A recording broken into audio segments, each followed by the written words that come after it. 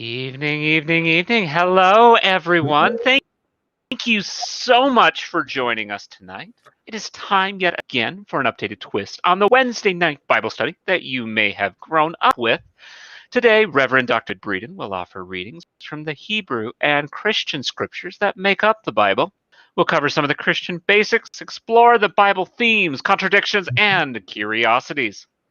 Well, tonight, in typical male style and in fashion, Moses doesn't ask for directions. And you know That's what? right. You get lost for 40 years. Yeah. It isn't like the land of milk and honey was that far from Egypt, but it sure took them a long time to get there. Maybe That's they had a right. little bit of something to drink Yeah, while driving there. And it's warming up weather here in Minnesota. So Utapil Skolch is a very good warm weather beer because we've got warm weather. So here's to it. And I've lit the St. Darwin candle here. So we are ready to go. are we? Okay. And we got people all joining on in. So glad to have them here. Well, I don't think they had Utapils there. They might have ended up Darn it. Minnesota. Maybe they'd have gotten there quicker. I don't know. Anyways, let's go ahead and get started. Are you ready? I am ready to go. Let's do this sucker. All right. Yeah, let's take a little look here and see what we've got. Moses won't ask for directions. Well, maybe not. We do have to explore this situation and find out if he will ask directions or not. Last time, you heard the part of the story where Moses meets up with I am that I am, Yahweh, in the land of Midian. And after he does that, he goes back to Egypt, and we get the story of the Passover that is still celebrated today, the plagues. Eventually, the Egyptians get tired of putting up with all of these plagues and say, well, just go away, Hebrew children. So off they go. And here is good old Moses with his nice walking stick, parting the Red Sea. And the people walk through on dry land. You know what happens next. The Egyptians decide they're going to chase them down. They come out after them with a mighty army. And by golly, God closes the Red Sea and kills off the Egyptian army. And so they are no longer in pursuit. Yeah, again, it's not a nice story, I suppose. Not nice to kill people off, but it's part of the story. So the Hebrew children sing a hymn to the Lord, and also about Moses's great leadership to bring them out of slavery into or out of the land of Egypt, and off they're going to go into this promised land, which of course none of them have seen before. It's because that they have already been in Egypt all these years, and so the memory of that has been lost over time. We're talking a long time here. Moses, theoretically anyway, according to the story, was a shepherd in Midian for 40 years before seeing this burning bush and hearing that I am that I am. And so off he goes. So this is quite a long time. Well, you know the next bit of the story. Off he goes to Mount Sinai, and Moses goes to the top and spends, guess what? 40 days. Lots of 40s in this story. It is a number of completion in Hebrew numerology. So off he goes. He gets these handwritten notes of the 10 Commandments on stone, heads back down, and what should he see but the people are celebrating. There they are dancing around kind of vaguely in this particular picture and worshiping a golden calf. What kind of a golden calf would it be? Because we don't learn that in Hebrew scripture. There's usually misattributions to the various gods that the other peoples of the world were worshiping. Kind of a misunderstanding as to what those were. This is probably the god Apis, A-P-I-S. He's got the little halo going on here, and he was an Egyptian god of fertility. So probably that's what was going on. I'll read just a little bit of this, just so you can get the flavor of it. When the people saw that Moses delayed to come down from the mountain, the people gathered around Aaron. Remember, Aaron is the brother of Moses. He's the spokesman because Moses has a stutter. Actually, Moses said, Lord, I can't do this because I stutter all the time. Yahweh says, well, you got this brother Aaron. He can take over. But now look at Aaron. They go around Aaron, they say, come, make gods for us who shall go before us. As for Moses, the man who brought us out of the land of Egypt, we do not know what has become of him. Aaron said to them, take off. Now you would think, oh, wait a minute, my brother's up there. Just wait. No, Aaron says, take off the gold rings that are on the ears of your wives, your sons, and your daughters, and bring them to me. So all the people took off the gold rings from their ears and brought them to Aaron.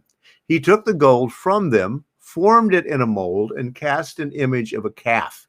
And they said, these are your gods, O Israel, who brought you up out of the land of Egypt. When Aaron saw this, he built an altar before it, and Aaron made proclamation that said, tomorrow shall be a festival to the Lord.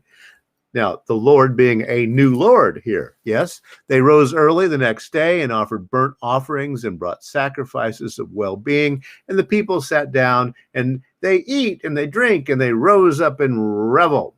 Well, meanwhile, back on the mountain, the Lord says to Moses, the Lord, a different Lord, clearly, go down at once. So go down, Moses. We know that from a William Faulkner novel, Go Down, Moses. Go down at once. Your people whom you brought up out of the land of Egypt have acted perversely.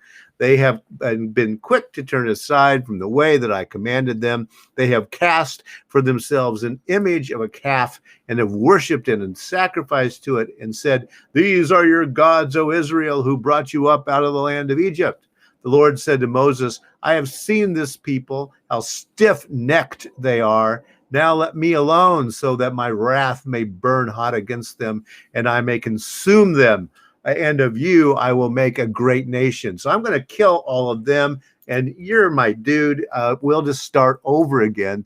Well, Moses says, wait a minute. I think I can correct the situation.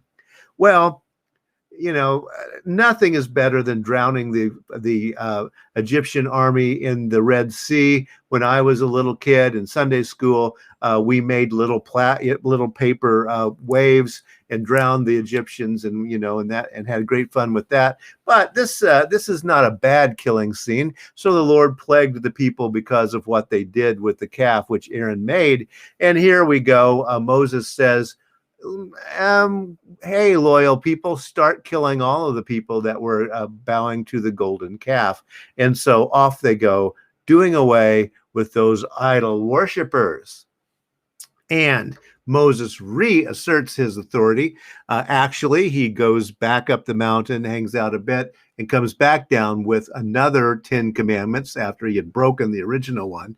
Although, interestingly, in the story, the first one was carved by the finger of God. The second one, Moses had to write himself. Sort of like the story of the Mormons, actually. Now, how long would it have taken if Moses had asked directions? Well, it is an 11-day tour from where they were in Egypt at the Red Sea over to where they are going in Palestine, Canaan, the Promised Land. Should have taken about 11 days. It takes a little bit longer than that, just like Gilligan's Island takes a little bit longer than a 3-hour tour. Well, how come? All right. Well, what we're talking about here is the Torah. This is the first 5 books of what the Christians call the Old Testament. And within the Jewish tradition, these are the great books of Moses. These are the holy books that are in those scrolls that we see as the Torah. Those 5 books, and they are called the Pentateuch, Penta meaning 5, Tuk meaning thing, so 5 things, 5 different volumes. So we have Genesis, which we have spent a lot of time on because there's some ripping good stories in Genesis. Then Exodus, which we're looking at right now. That is the trip out of the land of Egypt and on into the desert where we get the Ten Commandments, etc. Then Leviticus, Numbers, and Deuteronomy. Why don't we know Leviticus, Numbers, and Deuteronomy as well? Well, I'll show you why they're not all that much fun to read, as a matter of fact. Now, did Moses actually write these? I invite you to do a web search. Did Moses really write the books of Moses? And what you'll find, as usual, is you will find scholarly answers, and you will find the more conservative Christian answers, and those will not agree with each other. One of the problems with thinking that Moses wrote the 5 books of Moses is that, wait a minute, his funeral is at the end. How did the guy write his own funeral? Good question. So, though the book Exodus has long been ascribed to Moses as the author, modern scholarship calls that into question. Initial composition was most likely in the Babylonian exile period, 6th century BCE, though the text is based on earlier oral and written accounts. The final revision was most likely in the Persian post-exile period of the 5th century BCE.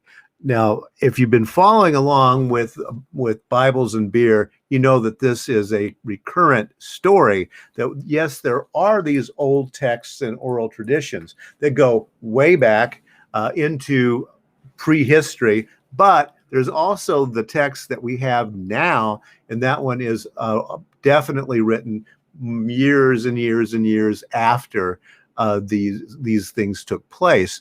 Why? Because during the Babylonian exile period, the people had been taken, most people out of Canaan, the Holy Land, into Babylonian territory. They thought that they would never go back, and so they began to write down their traditions, trying to preserve what they had been by telling these stories in text form. So then the book of Leviticus, though the book of Leviticus, and that is of the Levites, by the way. The Levites, if you remember, Levi is one of the 12 tribes of Israel. The Levites are the official priests within Hebrew tradition. So this is the book of the Levites, Leviticus. It's traditionally been ascribed to Moses, and it's based on older material, but it was most likely written down somewhere in the 538 to 332 BCE time period.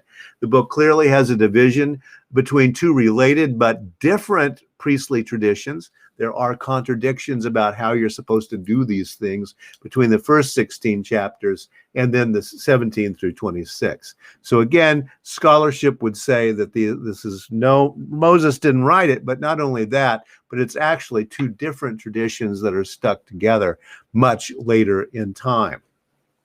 One of the things Leviticus is talking about is what we call the tabernacle.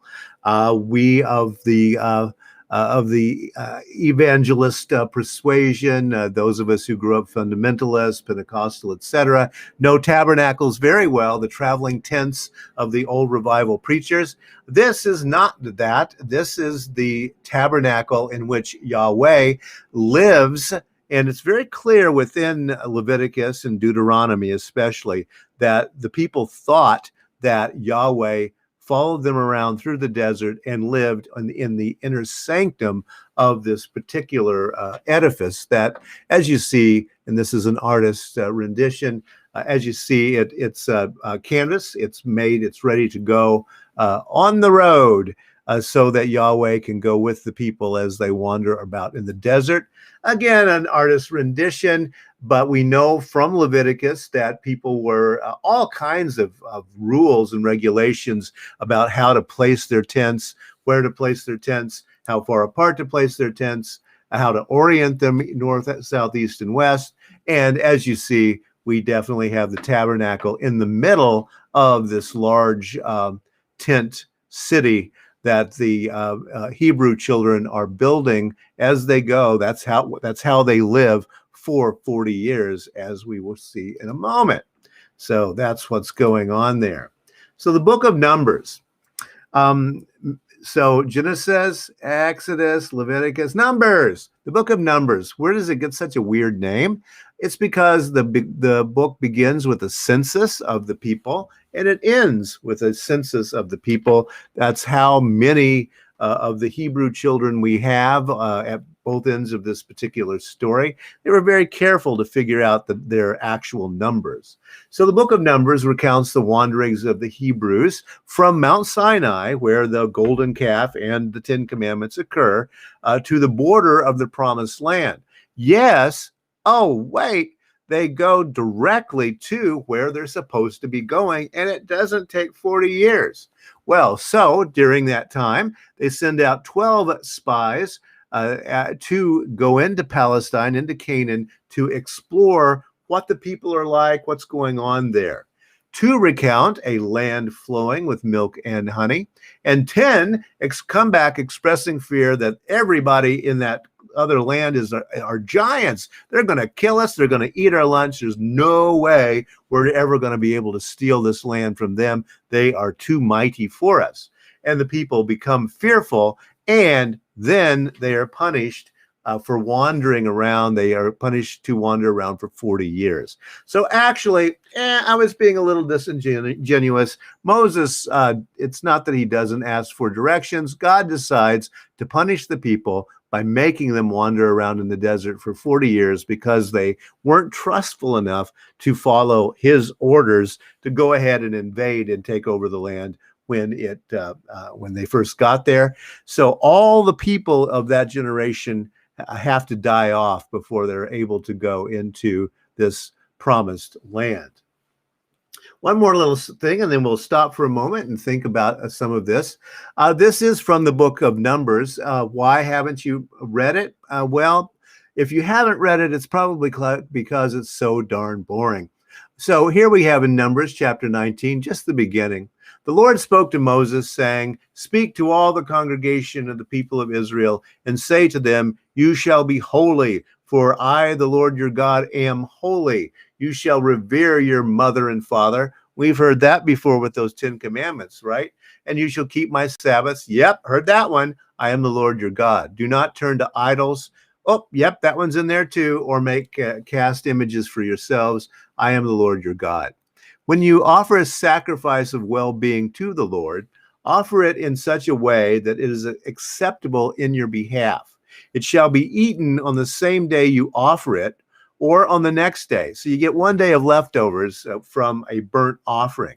I'll get back to that in a moment, right? The next day, and anything left over for the third day shall be consumed in fire. So if you can't do it in 2 days, third day, throw it back in the fire. If it is eaten at all on the third day, it is an abomination. And you see, this is where the kosher laws are going to be coming from.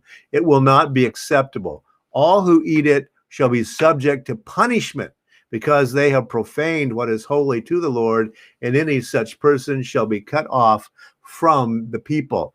That's a lot of punishment for eating third day leftovers, but there you go.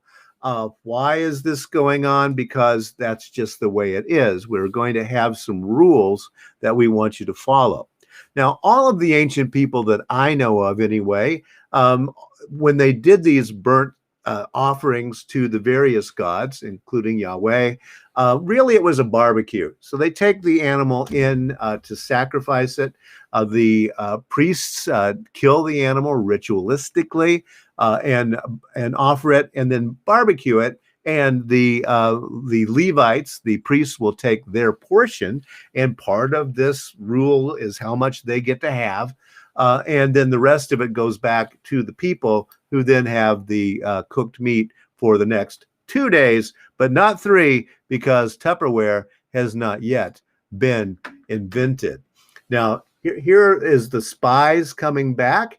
This scene has really kind of inspired artists forever. As you see here, we have a medieval text from some monk in Europe drawing this big load of grapes. Look at those grapes. So we are, the land of milk and honey is so cool that there are bunches of grapes take 2 soldiers, 2 mighty warriors to pack around. So that's going to make a lot of good wine. And definitely we want to go into this land of milk and honey. But no, they were too fearful and they ran away.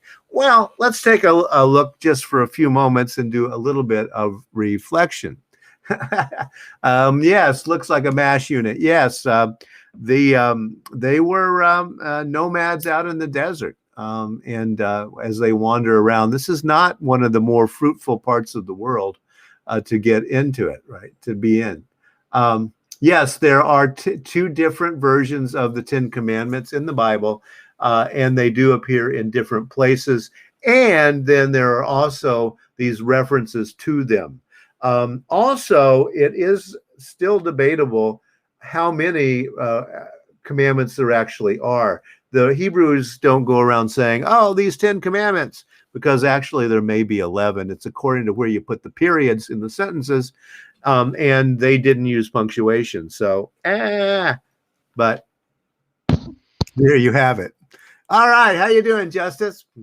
I'm not too bad. Well, digging on into this, right? We have a very vengeful God towards his people, and really drove home to them that it is only about him. Else it is, else everything else is for vain. You must follow him completely. Right. And I have to, ask, as we look back at this story, some of this is extremely fanciful, and we know how stories get embellished and put together. And I was, of course, taught over and over that it was 100% true and accurate, but we don't have the archaeological evidence of it. We don't have 40 years worth of material, or even any material that would give us any indication of this. So what were, we understand that this was most likely written, passed down as oral tradition, and then written and handed down specifically when you think about from Daniel's period of time, right? Mm-hmm. What was the story that they were trying to push, or the policy that they were trying to push with the 40 years of waiting in the desert? Was it that God is a vengeful and just God? I think it's that God, Yahweh, is a vengeful and just God. Yes. When we talked about the land of Egypt, there's no record. When the Egyptians were great with records, there's no record of these Hebrew children being enslaved, living there. As I pointed out, actually the text is contradictory. Are they slaves, or are they living next door to the Egyptians? That's a little bit different, actually, but that's in the text. And yes, if a whole tribe of people wander around in a desert for 40 years, you're going to find some kind of artifact. Maybe not if they were wandering around in Indiana because of rain, etc. But in the desert, things last for a very long time. So where are the earrings that they're wearing? Someone would have lost an earring. Come on, where are the tent stakes? Where's anything that, they have swords, they have spears, they're killing animals and all, that produces bones. Where's any of that? And the answer is it's not there. So pretty clear that didn't happen. Now, why would we want it to have happened? That is still very much discussed. The actual fact seems to be that the Hebrew children were just another Canaan tribe in the land of Canaan. They probably were actually second-class citizens, some kind of a caste network. I've mentioned before that they didn't even discover metallurgy. So they had to buy all of their weapons and all their metals.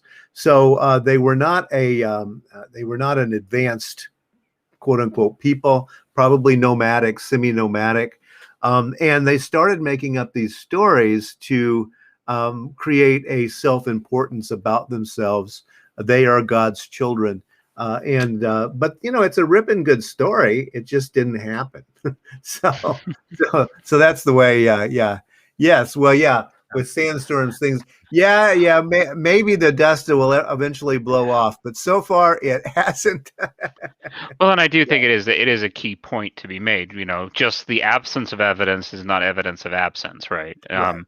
Right. There is a lot we don't know, and this is where we do need to continue to research and we do need to dig in. But when one looks forever and ever and ever and ever and ever on and on for years upon years and doesn't see one then must then turn around and say, where is your evidence that this actually happened? Right. Yeah, no, that's it. Yeah. I'm not going to prove a negative. You need to prove the positive, which is the way that we do from a logical perspective. Right. Are we ready to dig back into the next part of it? Sure. Let's go right back and get this story taken care of here. I've talked about Genesis. Again, we've done a lot of work in Genesis because it's such a fun story to tell. Exodus has some good stories too. Leviticus and Numbers, not so interesting because it's about how to do these sacred rites and, where to park your camel and that kind of stuff. Then the book of Deuteronomy, which is much, much later in time, or it may be actually have been redacted, put together earlier than the other stuff, but consciously is using the older material. We don't really know, but Deuteronomy means deuteros and nomos. It's the second law. Now, why was it called the second law? We already have a first one, and that's a very good question. That's what may make it a little bit older, actually, is that it was actually written in the kingdom of Judea before the exile period. But it was written sometime in the 6th through the 4th centuries of BCE.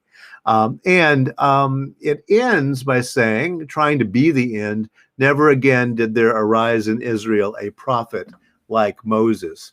More or less stating Moses is going to be our biggest lawgiver. He's the guy who brought us out of Egypt. He's the guy who spoke to Yahweh. He's the guy who brought down these commandments from Mount Sinai and gave us the law, the Torah. And nobody else is ever going to be as good as him, right? And you probably remember the story if you've read it or ever went to Sunday school, that Moses is not allowed to go into the promised land. He dies overlooking it, looking down at it. But because he was a little bit disobedient, he is not allowed actually to go in there. Another problem with Moses, however, is that he doesn't have a grave. Now, we've talked before about Abraham, his wife Sarah. We've talked about other children in the family who actually have tombs that you can go to today as a tourist and buy the postcard. Moses doesn't have a tomb. That's problematic if we're going to claim that he's an actual person. So what happened? Well, the story is that God loved Moses so much that God buried him. So we don't know where he is. The people themselves did not bury him. And that's why we don't have any monuments to his memory anywhere that we could find. That's, again, kind of convenient, but there's the story. Well, one of the things that happens over and over in the Torah is that the people, these stiff-necked people, decide we're not gonna follow you anymore, Moses. So here's another instance. So they said to one another, let us choose a captain and go back to Egypt. They're just tired of wandering in the desert. Then Moses and Aaron fell on their faces before all of the assembly of the congregation of the Israelites. And Joshua, son of Nun, and Caleb, son of Jephunneh, I guess, who were among those who had spied out the land, tore their clothes. They're weeping, they're wailing, and said to all the congregation of the Israelites, the land that we went through as spies is an exceedingly good land. If the Lord is pleased with us, he will bring us into this land and give it to us, a land that flows with milk and honey and big grapes, right? Only do not rebel against the Lord and do not fear the people of the land, for they are no more than bread for us. We're going to eat their lunch, right? They're bread for us. Their protection is removed from them, and the Lord is with us. Do not fear, but the whole congregation threatened to stone them. And that's when Yahweh, God says, you are doomed to wander around for 40 years. One of the heroes here is Joshua. And yes, he's going to be the next leader who takes the Hebrew children and over the Jordan River, crosses in and takes over the land. Again, part of the story that probably didn't happen. So here's a bit of a timeline. Somewhere around 1000 before the Common Era, we had something in the Torah called the J source. Then, and I'll get back to that in the next slide. Then around 900 BCE, we get the Torah source of E. Then 621, and notice 100 years, 300 years, tentative date of the composition of Torah's D source, that's Deuteronomy. And then the tentative date of the redactical or the editorial activity of the Torah, sometime probably in this exile period going on. So what are those? When we looked at the book of Genesis, when we looked at the creation story, especially the story of Adam and Eve, we said that there are two different stories going on there, very clearly so. So the first one is the J text. That's because German philologists named it, and that's a German spelling, but it's the Yahwist, the oldest part of the text. Then the Elohist part of it gets mixed in with that. That is the Elohim. That's the God El that becomes Allah later on. And those two are conflated within much of Genesis and some of the later texts as well. Then we have, and I'll skip down to the bottom, then also we have within Genesis especially the priestly text that was written much later, probably the 6th to 5th century BCE. Then back up again, because Deuteronomy may be part of the older written part. There are two Deuteronomists very clearly because they describe things differently, probably 100 years apart. And these are historians that may have lived in the kingdom of Judah. And then after all of that, we have a redactor who brings it all together, ignores the contradictions, because this redactor really respected all of these different texts.